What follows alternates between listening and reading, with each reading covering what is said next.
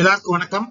இந்த வீடியோல நவம்பர் 11, 2025 அன்னைக்கு பிசினஸ் நியூஸ் பேப்பர்ஸ்ல வந்த முக்கியமான பொருளாதாரம் மற்றும் முதலீடு சார்ந்த செய்திகளோட ஒரு சம்மரி தான் நம்ம பார்க்க போறோம். இன்னைக்கு இன்டர்நேஷனல் மார்க்கெட்ல கோல்டு கிட்டத்தட்ட பிளாட்டா தான் இருக்கு. ஆனா நேத்து கோல்டு ஒரு 1.5% கிட்ட அப்பா இருந்தது. அதோட ரிஃப்ளெக்ஷன் அப்படிங்கிறது இன்னைக்கு இந்தியன் மார்க்கெட்ல ரிஃப்ளெக்ட் ஆயிருந்தது. இந்தியன் மார்க்கெட்ல 22 கேரட் கோல்டு 11,700 ரூபாய் சேல் ஆயிட்டு இருக்கு. ஒரே நாள்ல கிராமுக்கு 220 ரூபாய் கோல்டு ஏறி இருக்கு. அதே மாதிரி இன்டர்நேஷனல் மார்க்கெட்லயுமே அந்த 4100 அப்படிங்கிற அந்த இதை கிராஸ் பண்ணி மேலதான் ட்ரேட் ஆயிட்டு இருக்கு. அதுக்கு முக்கியமான காரணம் அடுத்த டிசம்பர் ஃபெட் மீட்டிங்ல ரேட் கட் வரும் அப்படிங்கிற ஹோப்ஸ் இப்ப திரும்ப நிறைய வர ஆரம்பிச்சிருக்கு. ஸோ அதனாலதான் கோல்டு பாசிட்டிவ் பர்ஃபார்மன்ஸ் பண்ணிட்டு இருக்கு. நான் முன்னாடியே நிறைய வீடியோஸ் சொன்ன மாதிரி நான் பர்சனலா கோல்டு பீஸா தான் கன்சிடர் பண்றேன். தங்கம் 4000 ரூபாய்க்கு கீழே போனப்பையும் நான் கொஞ்சம் கொஞ்சமா கோல்டு பீஸ்ல கன்சிடர் பண்ணியிருந்தேன். இப்ப கோல்டு பீஸ் 103 ரூபாயில ட்ரேட் ஆயிட்டு இருக்கு. ஒரு பாயிண்ட் ஆஃப் டைம்ல ஹைல 108 ரூபாய் கிட்ட இருந்தது. அங்க இருந்து கீழே 98 ரூபாய் கிட்ட இருந்தது. ஸோ இந்த ஆசிலேஷன் அப்படிங்கிறது ஷார்ட் டர்மா இருக்கும் அப்படிங்கறத நம்ம முன்னாடி வீடியோலயும் நான் என்னோட ஒப்பீனியனா சொல்லியிருப்பேன். ஸோ இதையும் அதான் நான் இப்பயும் திரும்ப சொல்ல விரும்புறேன். ஷார்ட் டேர்ம்ல கோல்ட்ல ஒரு சில ரிஸ்க் இருக்கிறதுக்கு சான்ஸ் இருக்கு. ஏன்னா அமெரிக்கால இன்ஃபிளேஷன் வரதுக்கான வாய்ப்புகள் இருக்கு. அது ரேட் கட்டை கொஞ்சம் தள்ளி வச்சாங்க அப்படின்னா அப்ப கோல்டு கரெக்ட் ஆகலாம். பட் அது எல்லாமே ஒரு ஷார்ட் டேர்ம் டிஸ்டர்பன்ஸா தான் நான் பாக்குறேன். லாங் டேர்ம்ல ஒரு 3 to 5 இயர்ஸ்ல கோல்டு இன்னமும் பாசிட்டிவா பெர்ஃபார்ம் பண்றதுக்கு தான் வாய்ப்பு இருக்கு. அப்படிங்கிறதுனால இந்த மாதிரியான ஆசிலேஷன் கோல்டு நடக்கும்போது கொஞ்சம் கொஞ்சமா கோல்டு பீஸா கன்சிடர் பண்றது அப்படிங்கறத நான் பண்ணிட்டு இருக்கேன். அதே மாதிரி அமெரிக்கால ஒரு பெரிய அனௌன்ஸ்மெண்ட் வந்திருக்கு. என்ன அப்படின்னா கவர்மெண்டோட அந்த ஷட் டவுன் முடிய போகுது அப்படிங்கிற மாதிரி சொல்லியிருக்காங்க. இந்த அனௌன்ஸ்மெண்ட் நேத்து நாஸ்டாக் 100ல ஒரு பாசிட்டிவ் டெவலப்மெண்ட் கொடுத்திருக்கு. நாஸ்டாக் 100 கடந்த ஒரு வாரமா பிரஷர்ல இருந்தது அந்த ஏஐ பபுள் அப்படிங்கிற அந்த விஷயத்தினால. ஆனா இந்த அமெரிக்கன் ஷட்டவுன் எண்ட் ஆனதுனால நேத்து மார்க்கெட் பாசிட்டிவா ரியாக்ட் பண்ணி 2.2% அப்பா இருந்தது.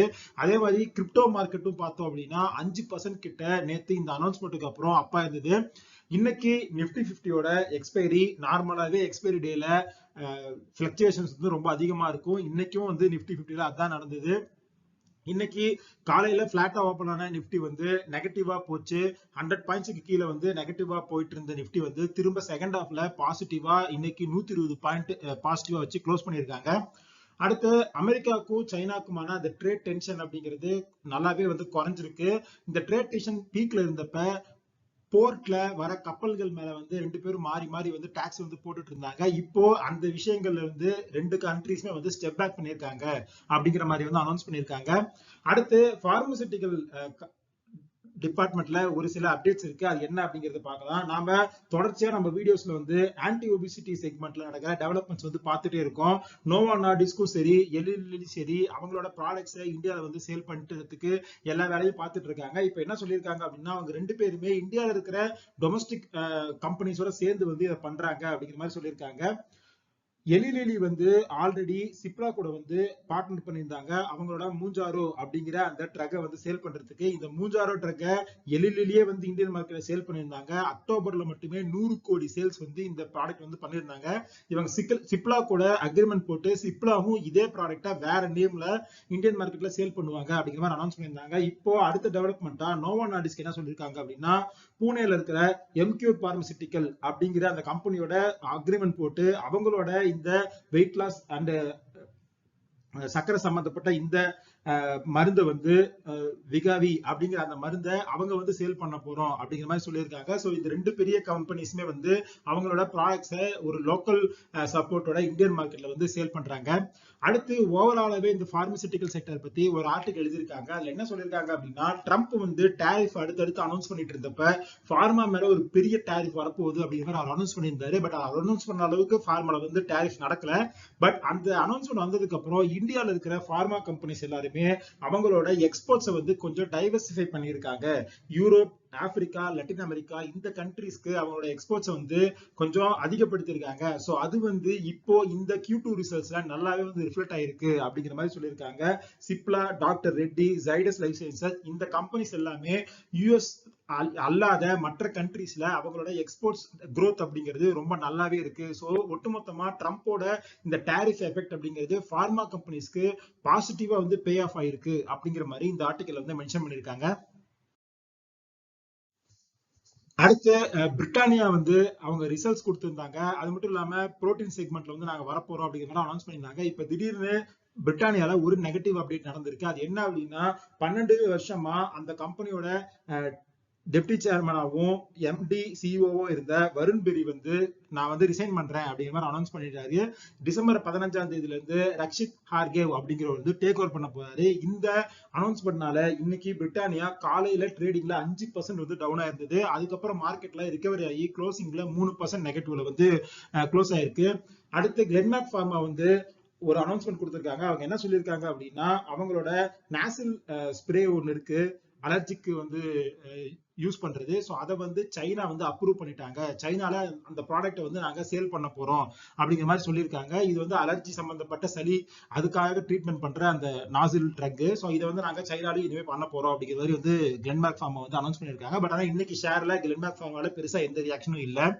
அடுத்து பஜாஜ் ஃபைனான்ஸ் அவங்களோட Q2 ரிசல்ட்ஸ் வந்து கொடுத்திருந்தாங்க. இந்த கம்பெனி கடந்த ஒரு 2-3 வருஷமா நல்லாவே வந்து க்ரோ ஆயிட்டு இருக்கு. அவங்க அடுத்தடுத்து அக்ரெசிவா வந்து க்ரோ பண்ணிட்டு இருந்தாங்க. இந்த குவார்டர்லயுமே அவங்க நெட் ப்ராஃபிட் வந்து 23% வந்து இன்க்ரீஸ் ஆயிருக்கு. ஆனா அதே சமயத்துல அவங்களோட அந்த லோன் growth ஃபோர்காஸ்ட் வந்து கட் பண்ணிருக்காங்க. இதுக்கு முன்னாடி 24ல இருந்து 25% நாங்க வந்து க்ரோ ஆவோம் அப்படின்னு சொன்ன கம்பெனி இப்ப 22ல இருந்து 23% வந்து நாங்க கிரெடிட் growth பண்ணுவோம் அப்படிங்கிற மாதிரி சொல்லியிருக்காங்க. அது மட்டும் இல்லாம நாங்க ரிஸ்க் ஃபர்ஸ்ட் அப்ரோச் நாங்க வந்து எடுக்க போறோம் அப்படின்னு சொல்லியிருக்காங்க. அதாவது இனிமே வரப்போற growth வந்து கான்சென்ட்ரேட் பண்ணாம இதுவரைக்கும் கொடுத்திருக்கிற லோனோட அசெட் குவாலிட்டியும் அந்த லாங் டேர்ம் சஸ்டைபிலிட்டியும் நாங்க ஃபோக்கஸ் பண்ண போறோம் அப்படிங்கிற மாதிரி சொல்லியிருக்காங்க. இந்த அனௌன்ஸ்மெண்ட்னால இன்னைக்கு பஜாஜ் ஃபைனான்ஸ் வந்து 7% கரெக்ட் ஆயிருக்கு. 1000 ரூபாயில வந்து இந்த ஷேர் வந்து ட்ரேட் ஆயிட்டு இருக்கு. அடுத்து டாடா மோட்டார்ஸ் வந்து நிறைய பேர்த்திட்ட இருக்கிற ஒரு ஷேர் தான். இந்த ஷேர் வந்து ரெண்டா வந்து பிரிஞ்சிருந்தது. அவங்களோட பேசஞ்சர் வெஹிக்கிள் வந்து தனியா பிரிச்சிருந்தாங்க, கமர்ஷியல் வெஹிக்கிள் வந்து தனியா பிரிச்சிருந்தாங்க. இந்த பேசஞ்சர் வெஹிக்கிள் தான் இப்போ எல்லாரோட டிமேட் அக்கௌண்ட்ல இருக்கும். இன்னும் இந்த கமர்ஷியல் வெஹிக்கிள் வந்து எல்லாரோட டிமேட் அக்கௌண்ட்டுக்கும் வந்து வரல. இப்ப என்ன சொல்லியிருக்காங்க அப்படின்னா நவம்பர் 12ஆம் தேதியில இருந்து இந்த கமர்ஷியல் வெஹிக்கிளோட ஷேர்ஸ் வந்து ஸ்டாக் எக்ஸ்சேஞ்சில் வந்து வரும் அப்படிங்கிற மாதிரி சொல்லியிருக்காங்க. இந்த வாரம் ஃபுல்லாவே டாடா மோட்டார்ஸ் ரிலேட்டடா நிறைய அப்டேட்ஸ் வந்து வரப்போகுது. நவம்பர் 12ஆம் தேதி இந்த லிஸ்டிங் வந்து நடக்க போகுது. அதுக்கு அடுத்து நவம்பர் 14ஆம் தேதி டாடா மோட்டார்ஸ் வந்து அவங்களோட Q2 ரிசல்ட்ஸ் கொடுக்க போறாங்க. அது மட்டும் இல்லாம அவங்களோட சைரா அப்படிங்கிற அந்த மாடல் வந்து 15th நவம்பர் அன்னைக்கு அன்வீல் பண்ண போறாங்க. 25 நவம்பர் வந்து அந்த மாடல் வந்து லான்ச் ஆக போகுது. சோ இந்த வாரம் ஃபுல்லா டாடா மோட்டார்ஸ் பத்தி அடுத்தடுத்து நியூஸ் வரதுக்கான சான்ஸ் இருக்கு. அதே மாதிரி இந்த கமர்ஷியல் வெஹிக்கிள் ஷேர் வந்து எவ்வளவுக்கு லிஸ்ட் ஆகும் அப்படிங்கிற மாதிரி ஒரு சில ஆர்டிகல்ஸ் வந்திருக்கு. அதுல என்ன சொல்லியிருக்காங்க அப்படின்னா price discovery as of now வந்து 260 ரூபாய் கிட்ட இருக்கு அப்படிங்கிற மாதிரி சொல்லியிருக்காங்க. ஆனா ஃபேர் வேல்யூவா 360 இருந்து 365 வரைக்கும் லிஸ்ட் ஆகிறதுக்கு சான்ஸ் இருக்கு அப்படின்னு சொல்லியிருக்காங்க. சோ லிஸ்ட் ஆனதுக்கு அப்புறமும் 400 ரூபாய் வரைக்கும் போறதுக்கான சான்ஸ் இருக்கு அப்படின்னு சொல்லியிருக்காங்க. பட் இது எல்லாமே அனலிஸ்ட் வந்து சொல்லியிருக்கிற விஷயங்கள் தான். நாளைக்கு நம்ம டிமேட் அக்கௌண்ட்ல இது கிரெடிட் ஆகி ட்ரேட் ஆக ஆரம்பிச்சதுக்கு அப்புறம் passenger vehicle and commercial vehicle இது ரெண்டையும் நம்ம டிஸ்கஸ் பண்ணிட்டு எதை வந்து கான்சென்ட்ரேட் பண்ணலாம் அப்படிங்கிறது வந்து அதுக்கப்புறம் தான் வந்து பார்க்க முடியும். அடுத்து ஏத்தர் எனர்ஜி இந்த குவார்டர்ல அவங்களோட லாசஸ் வந்து 22% வந்து குறைச்சிருக்காங்க. இந்த குவார்டர்ல 154 கோடி வந்து லாஸ் பண்ணிருக்காங்க. இன்னமுமே இந்த கம்பெனி லாஸ் மேக்கிங் கம்பெனியா தான் இருக்கு. பட் ரெவன்யூ வந்து 54% வந்து இன்க்ரீஸ் ஆயிருக்கு. இவங்க மோஸ்ட்லி ஓலாவோட மார்க்கெட் ஷேரை உடைச்சிருக்காங்க. இப்போ இந்த கம்பெனியோட மார்க்கெட் ஷேர் அப்படிங்கிறது 17.4% இருக்கு. இன்னைக்கு இந்த ரிசல்ட்ஸ் வந்து பாசிட்டிவா மார்க்கெட் பார்த்திருக்கு. 5%க்கு மேல இந்த ஷேர் வந்து அப்ல இருக்கு. பட் ஆனா இந்த ஷேர் வந்து நான் பர்சனலா கன்சிடர் பண்றது இல்லை. ஏன்னா இப்போ வரைக்குமே இந்த கம்பெனி வந்து ப்ராஃபிட் பண்ணல. சோ இது வந்து நெகட்டிவ் பில வந்து ட்ரேட் ஆயிட்டு இருக்கிற ஒரு ஷேர். அடுத்து இந்தியன் ஸ்நாக்ஸ் செக்மெண்ட்ல ஃபாரின் பிரைவேட் ஈக்விட்டி இன்வெஸ்டர்ஸ் வந்து இன்வெஸ்ட் பண்றது அப்படிங்கிறது அடுத்தடுத்து நடந்துட்டே இருக்கு. ஹல்திராம்ல ஒரு டீல் வந்து முன்னாடி நடந்துச்சு. இப்போ பாலாஜி வேஃபர்ஸ்ல வந்து அமெரிக்கால இருக்கிற பிஇ ஃபார்மான ஜிஏ வந்து என்ன சொல்லியிருக்காங்கன்னா 7% ஸ்டேக் வந்து நாங்க அக்யூர் பண்ண போறோம் அப்படிங்கிற மாதிரி அனௌன்ஸ் பண்ணியிருக்காங்க. இமாமி வந்து ஒரு எஃப்எம்சிஜி கம்பெனி. அவங்களோட Q2 ரிசல்ட்ஸ்ல 29.7% வந்து ப்ராஃபிட் வந்து குறைஞ்சிருக்கு அப்படின்னு சொல்லியிருக்காங்க. அதுக்கு முக்கியமான காரணம் நம்ம எல்லா எஃப்எம்சிஜி கம்பெனி ரிசல்ட்ஸ்லயும் பார்த்த மாதிரி ஜிஎஸ்டி 2.0 ரோல் அவுட்னால அந்த பிரைசிங்ல நடந்த டிஸ்ரப்ஷனால தான் இந்த ரிசல்ட்ஸ்ல இந்த இம்பாக்ட் இருக்கு அப்படிங்கிற சொல்லியிருக்காங்க. அடுத்து கடந்த ஒரு வருஷமா மார்க்கெட் வந்து பெருசா வந்து பர்ஃபார்ம் பண்ணல. பட் இருந்தாலுமே மார்க்கெட்டுக்குள்ள வர புது ஓப்பனிங்ஸ் அப்படிங்கிறது இன்க்ரீஸ் ஆயிட்டே இருக்கு. இந்த அக்டோபர்ல அதிகப்படியான அளவு புதுசா டிமேட் அக்கௌண்ட் வந்து ஓபன் ஆயிருக்கு அப்படிங்கிற மாதிரி சொல்லியிருக்காங்க. கடந்த 10 மாசத்துல இல்லாத அளவுக்கு இந்த அக்டோபர்ல அதிகப்படியான டிமேட் அக்கௌண்ட் வந்து ஓபன் ஆயிருக்கு.